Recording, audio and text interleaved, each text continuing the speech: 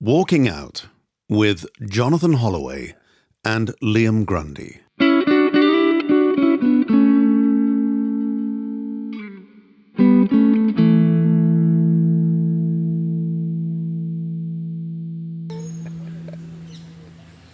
That's a bit weird, isn't it? That is Him weird. taking his mate for a drive in the. But I like the boat. balletic way that Yeah, it's spun. He's needlessly displaying his skills for his friend, isn't he? Yeah. I bet they were down the pub last night. Said, tell you what, tomorrow I'll show you just how well I can drive that boat. Oh yeah, do I like that? You sit up the front and you'll be able to watch me, and I'll show you how well I do it. Oh, I'd love to see that, Tony. Shall I get these in? Dressed as coppers. Yeah, impersonating the police officer, of course, is a crime. It is. In fact, I saw advertised the modern equivalent of X-ray specs in the back of a Superman comic. Yeah. I saw advertised police warrant cards with the face of the guy who was in Minder. What's his name? Not the older bloke, the younger bloke. Dennis Waterman. Dennis Waterman. Dennis Waterman in a. It was sealed in see-through plastic. Yeah. Yeah. So it was basically a document verifying the fact that you are Dennis Waterman. Yeah, and that I was a copper as well. Right. Yeah. I thought that would be a funny thing to have. That'd I be don't know good why to have, I thought wouldn't it? that would be a good Yeah, thing. that'd be to good, have. yeah. So I sent off for one. I got it back through the post, and there it was. There was my police warrant card with my picture of Dennis Waterman. And you know, if you held it at arm's length and sort of squinted at it, it did look quite like me, right? Yeah. And I put it in my wallet. And then one day I was sitting in a pub talking to somebody. I said, "Oh look, I've got a warrant card with Dennis Waterman," and he said, "You don't want to be walking around with that." Yeah. Because that is impersonating a police officer. Yeah. No, it's not. It's Dennis Waterman. IPO. You could knock on someone's door and say, "You need to give me 30 quid and I'll do your guttering."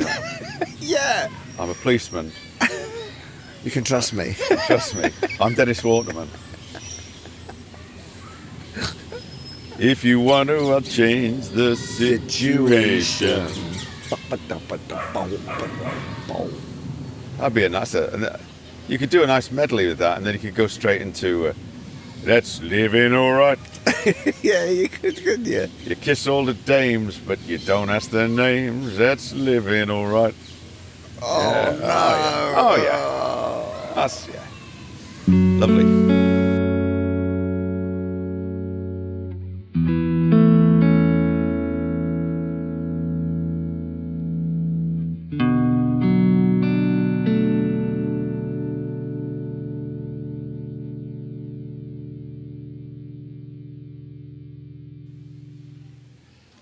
Living all right.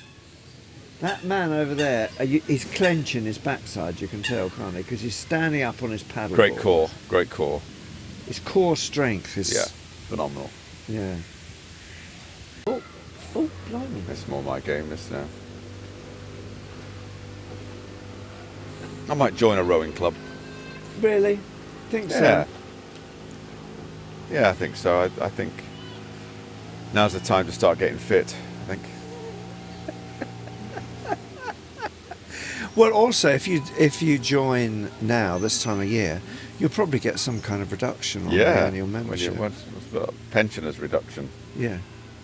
Mind you have to be prepared to go out the weekends, you know, whatever the weather. They'll be all lined up down there with their big boat. Where's that Liam Grundy? Who's that? Oh, you remember that weird old bloke? Oh, yeah. He paid to join. Oh, well. Well, I, for one, I'm glad he's not here. He was getting on my nerves. That's how that works.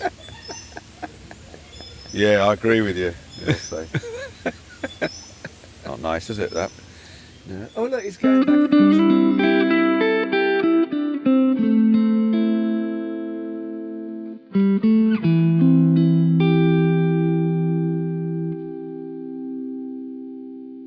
had a lodger when I was young, and he applied. It was a room in the house, you know, just a spare room. So he said, "Oh, I'll join." I said, "Okay." I was very rarely in. I wasn't in that much. So he turned up. He seemed a nice enough bloke. So I said, "Okay, well, you know, there you go." So the first thing that the first alarm bell was when he said, "Is it all right if I paint the bedroom, decorate the bedroom?" Well, he did have Mr. Tiggywinkle wallpaper in there, so I couldn't fault him on that. Yeah. I just moved in, and it was obviously a kid's room. So I said, yeah. He said, "Okay, great." And then I realised that he was painting all the walls black. So anyway, he did that, and then he used to sort of, his behaviour was getting a bit more and more weird, and I put up with it for a while, and then he said, "Is it all right if I play my music?" So I said, "Yeah, of course, I suppose that's all right." So he brought his record collection from his parents, and it was all military stuff. It was all kind of military stuff, and one of the albums he had was Rhodesian Army songs sung by the Rhodesian Army, and so you'd be sort of trying to get off to sleep or something, you'd hear, "It's a long way to Bulawayo, it's a long way to Yump," and all this. And you think, "Oh, I'm not sure I want to listen to this." So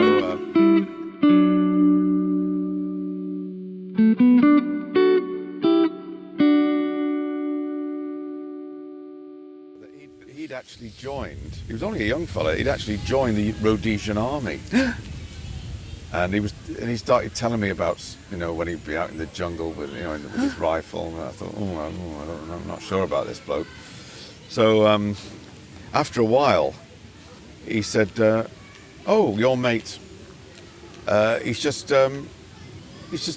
got a room. He says he's going to put me up in his room, you know." And he moved round the corner to my mate's house. He had a room there, you know. But before he left, after he left rather, I was getting all these phone calls. He was selling stuff in Loot. Do you remember Loot? Yeah. Selling all these kind of military things. So I said, "No, he's not here anymore." And then I got a call one day. He said, "Is this the number for the bloke who sells the Rhodesian flags?" No. So I said, "No, he doesn't live here anymore." It's like, Christ. And a couple of days later, I walked around the corner to my mate's house, and I looked up at the window, and I thought, "That's a strange. Those aren't curtains in the window." And it was kind of quite a racially mixed area. Oh God. And he had all these Rhodesian flags up instead of curtains. So I said to my mate, I said, "I think you might want to have a word about that." Otherwise...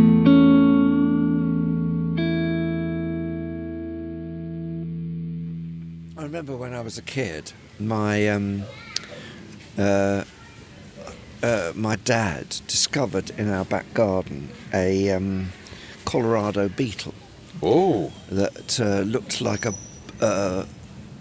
what's it called, a ladybird, except what was red on the ladybird was yellow on the collar. There used to be photographs of those up in police stations. Exactly. And so he put the Colorado beetle into a matchbox, and I went with him to the police station. So we walked into the beetle in a matchbox. Exactly. So we walked into the police station. He presented the policeman on the other side of the counter, like father, like son, with a matchbox. Yeah. Pushed it open, and there was the Colorado beetle. And the policeman said something along the lines of, "What am I supposed to do with that?"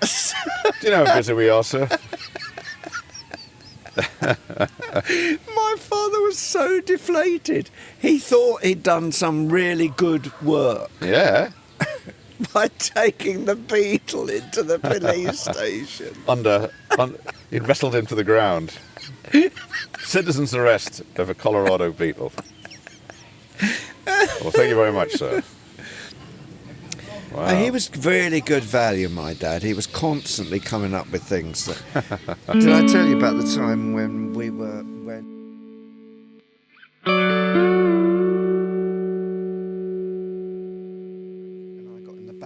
yeah. Dad Yeah. got in the front Yeah. to drive.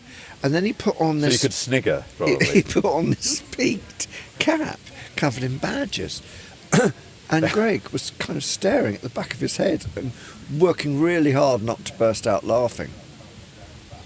And I remember my dad saying in sombre tones, "I'm just putting this on because we're driving into the sun." Oh, right, yeah.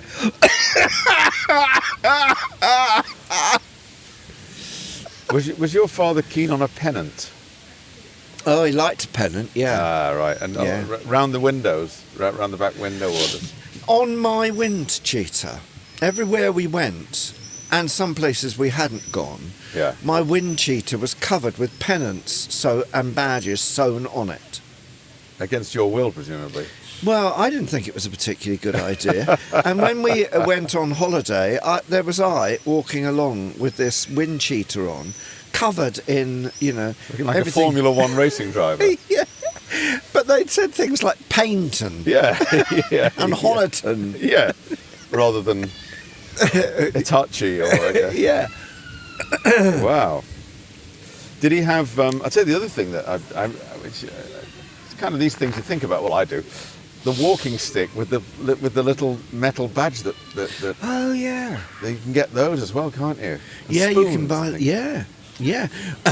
Particularly in Scottish holiday destinations, if I'm correct. Yeah. You go into the little souvenir shop, on the high street in some beautiful backwater of the Highlands, and there'll be various kinds of walking stick with little badges on them. And the little badges will be the name of the village or town. I suppose now you get a tattoo, don't you? I suppose you do get a tattoo now, don't you? Yeah. Paynton or Honiton. Yeah. All right, there was a lovely 2 weeks here in Pain. Then we went to... And if you lift up my jumper at the back, that's when we went to Swanage. and down here, because it wasn't very good, you could have the more popular destinations further away from the... Yeah. I won't... Well,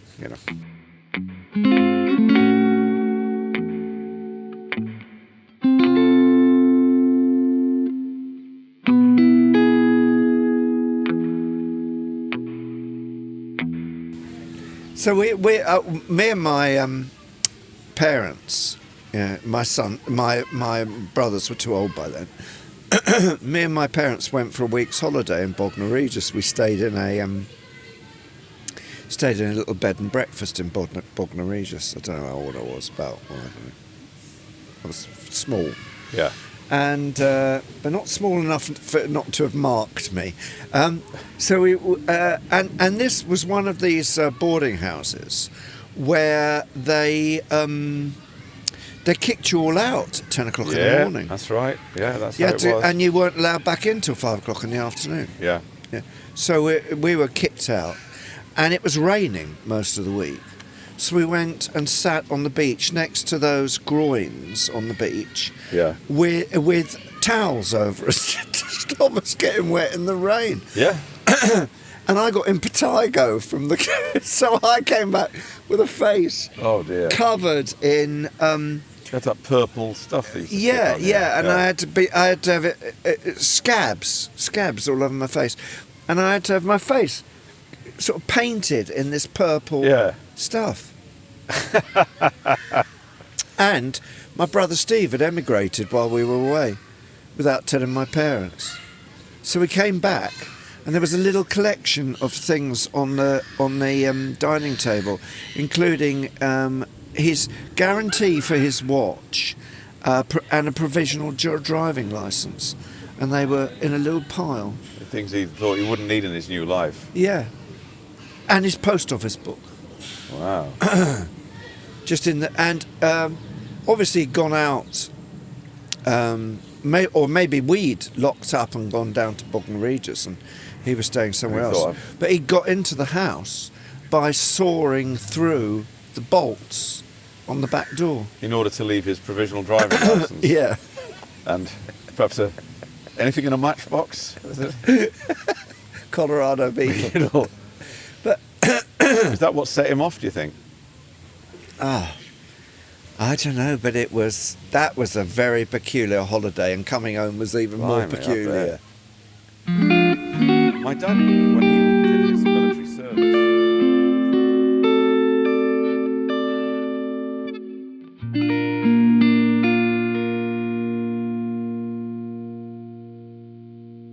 Walking Out with Jonathan Holloway and Liam Grundy, with music by Liam Grundy, a Fruit People production.